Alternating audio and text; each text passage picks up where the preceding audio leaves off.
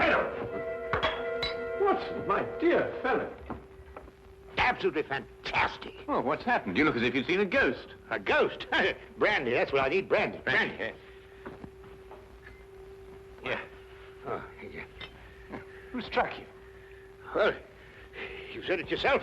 It was a ghost, and without any previous warning at all, he hit me in the eye. Yeah, wait a minute. Yes, I think you better have another. Well, thank you. And now I'll begin again. Who struck you? Upon my words, Holmes, it was a ghost. The ghost. Huh? Do you have a headache, Watson? It may seem humorous to you, but I mean, look, let me tell you from the beginning. Yes, please do, but start right at the beginning. Right, well, I was on my way back from the club. You see, it was about 8 o'clock. And I got into Spencer Street, and I was just opposite that little tobacconist. You know, makes that big Yes, I know, yes. Go on, Watson. What did you do then? Well, I saw a man in front of me suddenly clutch his chest. He was walking towards you? How do you know? Well, I mean, you said he staggered and clutched his chest. You must have been, Yeah, that's logical. Anyway, well, anyway, I rushed up to him to help him, you see, and he's still able to mumble something about he had a heart, and he lived in 19 Hooper Street, and would I help him get there? But there were no other pedestrians? No, the street was completely deserted. Good. Go on. Well, then his landlady let us in, and he was unconscious by that time, so I carried him up to his room, and I laid him out in his bed, and Holmes, he was dead. Now, look here, Holmes, he was absolutely, completely, and utterly dead. I couldn't make a mistake about a thing like that. No, of course you couldn't, old man. No. Go on, then. What happened next? Well, then I told the landlady rather said to me that she'd call the authorities, you see, and I left my name with her just in case, you know, they'd want me. And then, well, I thought it would be rather more delicate if I left, you see. I mean, he must have relations. Yes, it's quite right, Watson. The most delicate situation. Yeah. What was the man's name? Higgins. Albert Higgins. Uh-huh, I see. And what did you do after you left the house? Well, you see, it had been a bit of an effort, you know, carrying him up like that, so I got down the stairs and popped across the road into a pub and had a pint. Yeah. And then I started off back to the flat, you see. Well, I just turned the corner into Spencer Street, and there was Higgins, Albert Higgins? Yeah, just face to face with me. He really was large as life. We stood looking at each other for a minute, then he lashed out and hit me in the eye. And then really, Holmes, he vanished. Vanished? Yes, he's into the blue. Well, he ran away? Well, the street was rather ill-lit, you know, and it took me a minute or two to pull myself together. And then I don't know whether he ran away or not, but he vanished. Well, that's most unusual. Most. Did you speak to this ghost? Well, I may have said, good gracious, Higgins, or by Jove, Higgins, or even good heavens, Higgins. Oh, yeah, it is perfectly natural, Watson. Describe Higgins to me. Well, he's 50-ish. Sandy-haired, medium build. Well, is that all you observed? No characteristics? Well, now, really, Holmes, when I had the chance of examining him on the bed, the most obvious characteristic was he was dead. Yes, but how was he dressed? Green tweed suit. What, just wearing a green tweed suit? He must have been wearing something more than that in this weather. Oh, no, he had a big floppy hat and a long overcoat. Ah. Oh, and something else. Yes, I did notice something else. He limped. Aha. And was he carrying a cane? No cane. Well, is there anything else, Watson? Think hard. Oh, yes, I remember something now. What? Yes, the second time I saw him, he was carrying a package. But the first time, he didn't have one. Now this is curious. Very curious. Where are you going, Holmes? Not me. We. I'm in no condition to leave the house. And a morsel of raw beef will immeasurably improve your appearance. And then what? Then we shall do our best to track down the belligerent ghost of Albert Higgins. Fascinating idea, don't you think? Well, the whole thing's been most unnerving, you know. I mean, it knocks the wind out of the chap, yes. Oh, really, no.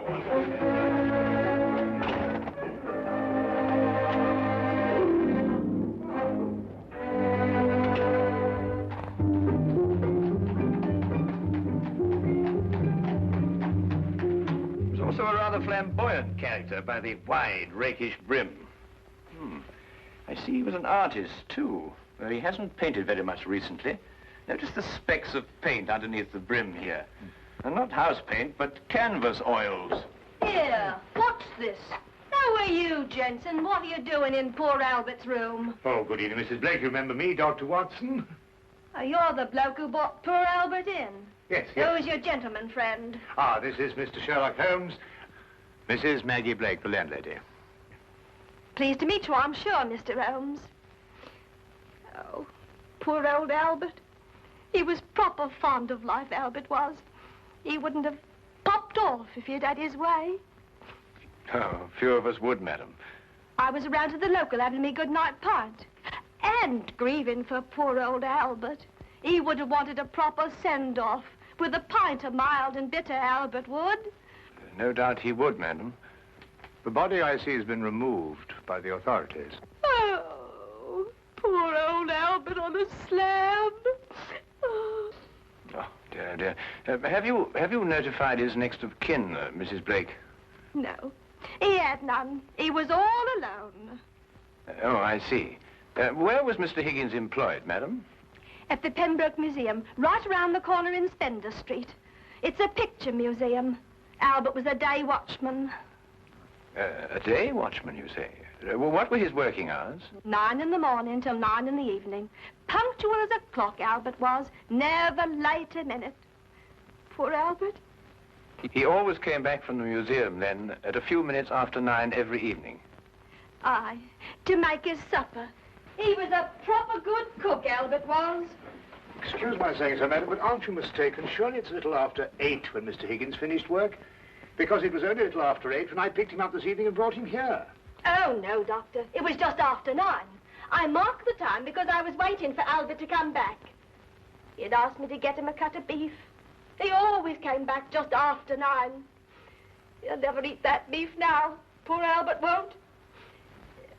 He'll hit you in the eye. Hmm?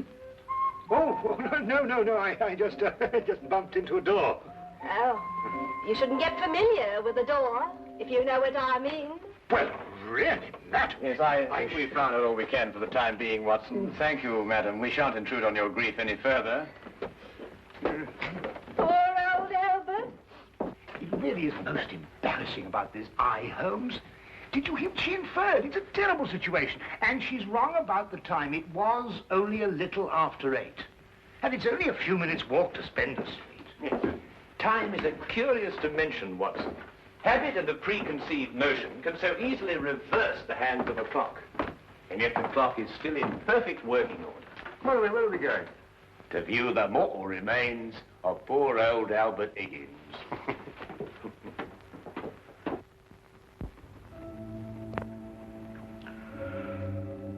Well, there he is, Mr. Holmes. Nice and peaceful, I gave. Poor chap. See anything, Holmes? Nothing that I haven't already deduced, except that I drew an erroneous conclusion from his hat. He has painted recently, but indoors with his hat off. There are still traces of paint, quite fresh under his fingernails. What does that mean? I haven't the faintest idea.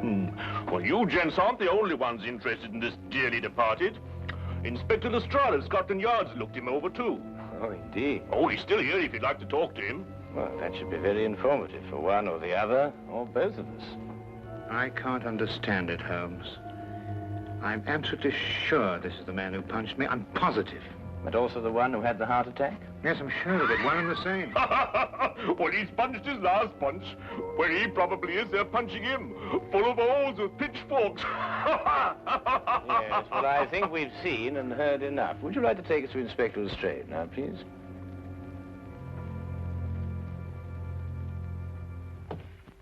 Ah, hello, Inspector. Oh, Mr. Holmes, I'm surprised to see you here. Now, this is one case you can't make anything clear out of. Oh, then why, my dear Inspector Lestrade, are you here?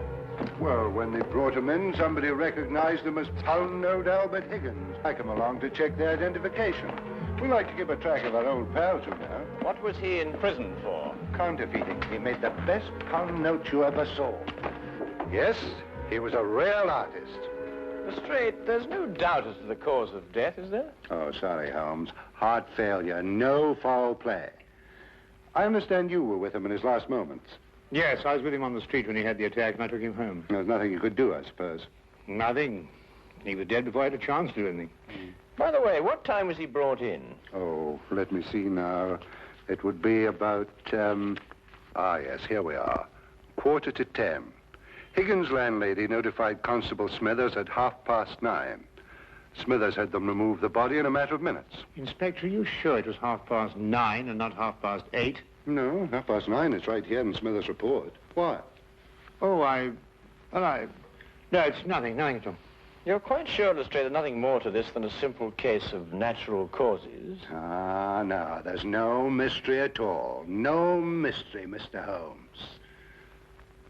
What happened to your eye, Dr. Watson?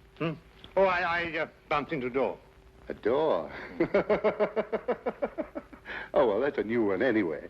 Was it a pretty door? No, really, Lestrade. That's all right, Watson. I won't tell a soul. Well, really, this is insufferable, Holmes. Nobody believes me. Well, why did you tell them the truth? What, that I was punched by a ghost? Yes, I see what you mean. We may have to take on this case anyway, if only to protect your honor and reputation. Well, it's intolerable, Holmes. Absolutely intolerable.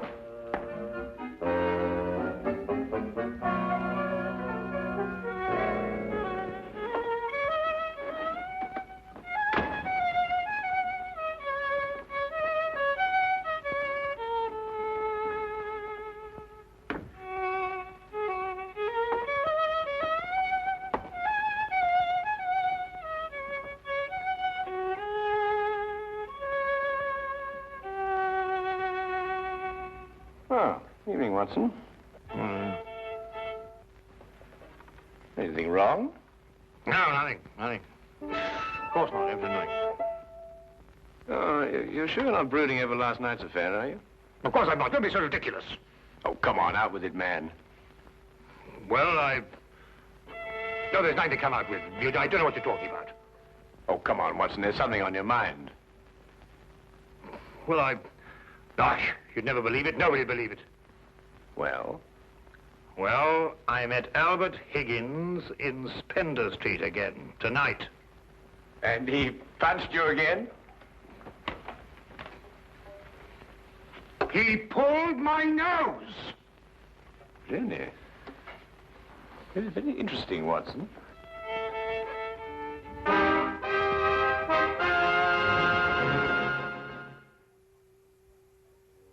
My dear Watson, calm yourself. Look here, Holmes. This whole Higgins affair's gone too far. First of all, last night and now tonight. Calm yourself, Watson, and relate. Everything hangs on this second encounter. Well, it occurred just it had last night. I was on my way back from the club, and I'd reached Spender Street. It was a few minutes ago, as a matter of fact, just after 9 o'clock. I'd stayed rather later in the club than usual. There was a chap from Afghanistan. They was awfully interesting. Yes, Watson. Get on with his story.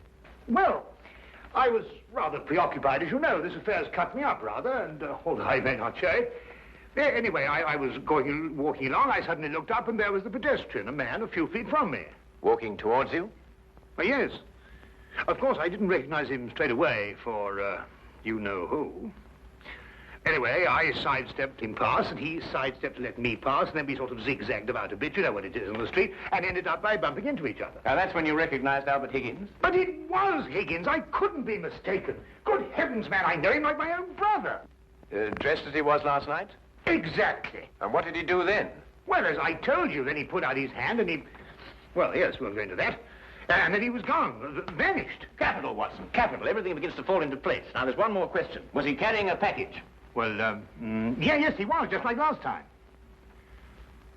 I say, Holmes, do you believe, What? Supernatural? Ghosts, do you mean? Sounds silly, I know, but, Higgins did die of a heart attack. There was no foul play. No foul play? Why, the whole affair reeks of foul play. I can tell you, Watson, I haven't been idle today. Do you know that the Pembroke Museum is showing a collection of paintings on loan from the Italian government, and that included amongst those paintings is Leonardo da Vinci's Moonlight Madonna? Well, I did read something about it in the paper. What's that got to do with Albert Higgins? Well, we must now pay a visit to the good inspector and inform him that if the ghost of Albert Higgins hadn't struck you in the eye... And pulled my nose. And pulled your nose, I would never have suspected the Moonlight Madonna would be stolen from the museum. What? Well, it's quite obvious, isn't it? Well, of course.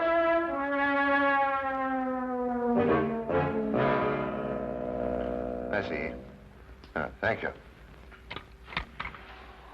Well, we'll soon know, Mr. Holmes. But if the picture's still hanging in its place, and we've dragged the curator out of bed to check on it, well, false alarms like this don't exactly help the yard's reputation, you know. And what about my reputation, Inspector? When I say a man died a little after 8, he died a little after 8 and not a little after 9. And when I say that his ghost punched me in the eye half an hour later, hang it, he punched me in the eye. Oh, we all have our off days, Dr. Watson. To err is human, as the poets say. And furthermore, if I tell you that I bumped into this chap's ghost again tonight, You didn't tell me about any second meeting. Oh, didn't I? Well, nothing. An hallucination, that's what you had, Dr. Watson. Yes, it's, psychological. That's the thing in crime today, psychology. I've been studying it, you know. You astonish me, Inspector. Oh, we're not as backwards as you think, Holmes. No, we like to keep abreast of the times. Though I don't mind admitting I don't think the psychology's got much of a future. Oh, come in. Ah, Hawkins, you saw the curator? Oh, yes, sir. I called him, Mr. Bentham, as you instructed, sir. He was quite excited when I told him this picture called The Moonlight Madonna had been stolen. And? And so we rushed around the corner to the museum. And? Well, sir, the picture was there, hanging in its proper place. Good night, sir.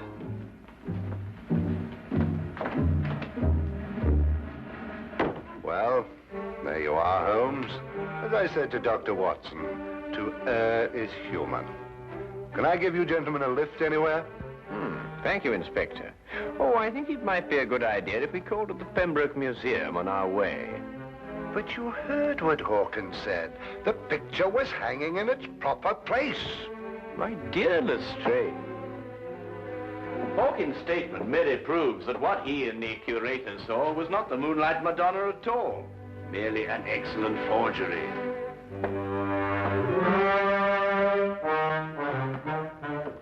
What's he talking about?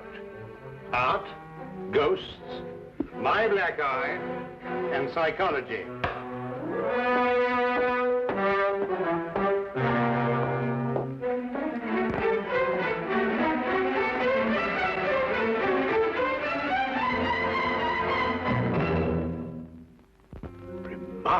Remarkable. Only a microscopic examination of the brushstroke shows it any different from Da Vinci's work. Of course, if you still have any doubts, a chemical analysis of the paint mixtures will prove them to be of modern manufacture. No. You've quite convinced me, Mr. Holmes. An analysis is necessary. Dear me, this is catastrophic. A rather delicate situation, eh? Delicate? The Italian government will hold the British government responsible. But the painting is an Italian national treasure. And the theft could easily affect the pending treaty between the two nations. Mr. Holmes, you must find the original before the Italians learn the painting's been stolen. The British government will hold me responsible. And the Yard will hold me responsible. The most priceless of the lot, too. Yes, naturally.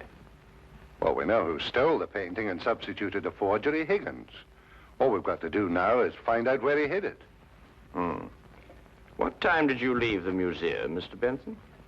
Well, a few minutes before 9. Higgins was still on duty. You're quite sure it was Higgins? I'm certain, Mr. Holmes. I chatted with him for a few moments, and I couldn't have mistaken his voice. And the night watchman relieved him at 9. Well, you heard him say that, Mr. Holmes, and that he had a package with him when he left. The night watchman swears up hill and down dale it was Higgins, all right. Well, the matter seems to resolve itself very nicely, doesn't it? Dr. Watson was punched by Higgins a few minutes after 9. The night watchman saw him leave at 9. And you spoke to him a few minutes before 9. Look, Holmes, why don't you and Dr. Watson go home and have a good night's rest? From now on, it's nothing but plain, ordinary, simple police work. Nothing you could use a magnifying glass on. True. True, Inspector. Well, good evening, gentlemen. Yes, well, good night, gentlemen.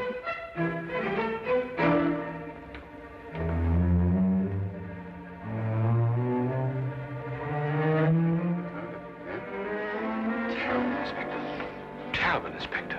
Terrible. What do we do now? Interesting affair, eh, Watson? Look, I don't care what anybody says. It was after 8 when Higgins punched me. Well, has it occurred to you that if Higgins didn't punch you, who had the heart attack? Well, now, look here, Holmes, Oh, confound it, for all I know, it was Higgins who punched me and his ghost had the heart attack. Come on, Watson.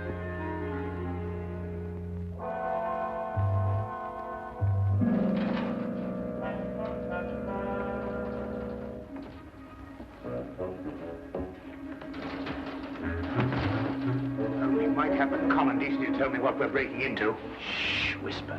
Well, I am whispering. Oh, yeah.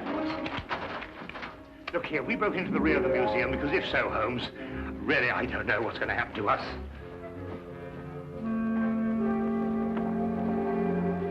Here, hold this. What? Oh.